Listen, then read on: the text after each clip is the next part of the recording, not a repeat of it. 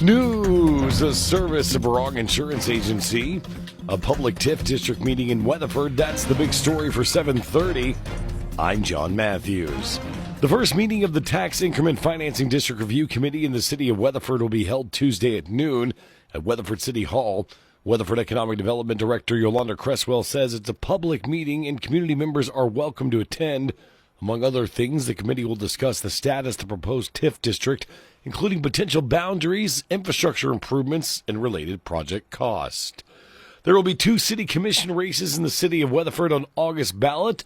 One of those races is in Ward 1, where Drew Terrell is challenging incumbent Kendon Wood. Terrell shares his reason for running for the seat. I just want to help with infrastructure, developing the city moving forward. A lot of street projects, a lot of drainage things. It's something we have a lot of background in my line of work. I think it'd be beneficial to the city. The other city commission race in Ward 3 features incumbent Warren Goldman facing Josh Atkinson. Officials in the city of Geary say Saturday night storms caused additional damage to the city's water system.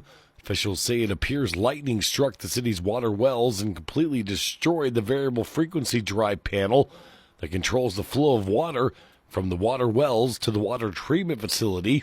Residents are being asked to conserve water until repairs have been made. In the meantime, residents will experience low water pressure, and officials anticipate loss of water service altogether until the repairs can be completed. We'll have more news coming up next. Here's Jeff Barong. We are very diligent about, looking at what your current coverages are and seeing what can be done to improve your situation, whether that means raising your property values, whether that means increasing your liability limit, or just paying attention to all the details that make your business unique or your personal situation unique. For all types of insurance, it's Barong Insurance, the agency service-built. Barong Insurance. The Oklahoma Highway Patrol has released details of an accident in Beckham County that injured an Eric man. OHP says 34-year-old Edward Tompkins was injured when the motorcycle he was driving struck a cattle feed tub in the roadway of Highway 66, causing the bike to overturn. Registration closes today for Southwestern Oklahoma State University's 71st annual band camp. Middle and high school students will join the SWOSU Department of Music from July 12th through the 17th for the camp, which features a variety of classes, performances, and much more. The SWOSU Band Camp will mark the final music camp at the university for the 2026 season. For more information about the music camps, visit SWOSUcamps.com. A farmer's market will be held this evening in Cordell. Chamber of Commerce Director Sarah Lau highlights the market. The first Monday of every month, we have a farmer's market in our Pocket Park from 5:30 to 7. I know everybody's doing farmer's markets right now, but we like ours because it's right on the square and right downtown, and you can grab something to eat. Our vendor that we have for food, it's Indian tacos. So you can grab something to eat and then sit out there on the square and enjoy the evening. So that's really fun. The market features local vendors, crafts, and family fun in Pocket Park, located on South Market Street. With the rising temperatures this summertime, Signer EMS Communications and Marketing Coordinator Lindsay Spillman reminds parents to refrain from leaving their children in vehicles. We see so much tragedy with thinking that, it's just a couple of seconds, I'm going to run in here, or you just wanted to pick up this one item and you've been wanting it. But it's so important to know that your child's body temperature can rise 3 to 5 times faster than an adult. Their core body temperature hits 104 degrees, and that's when that heat stroke will begin. And at 107 degrees, organ failure begins. Spillman says the interior temperature of cars rises rapidly, causing harm to children left unattended. Here's state news with the Radio Oklahoma Network.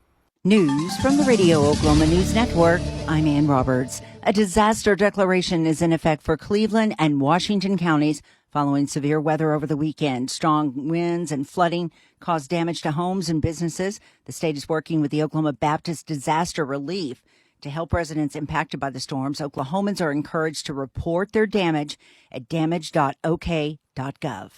There are still more than 10,000 customers across the state without power. More than 40 power lines were knocked down.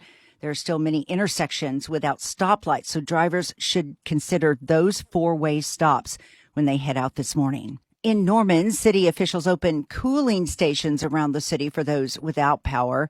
Those include the 12th Avenue Recreation Center, Crosspoint Church, and Norman First American United Methodist Church on Beaumont Drive. More on these stories at RadioOklahomaNews.com. From the Radio Oklahoma News Network, I'm Ann Roberts.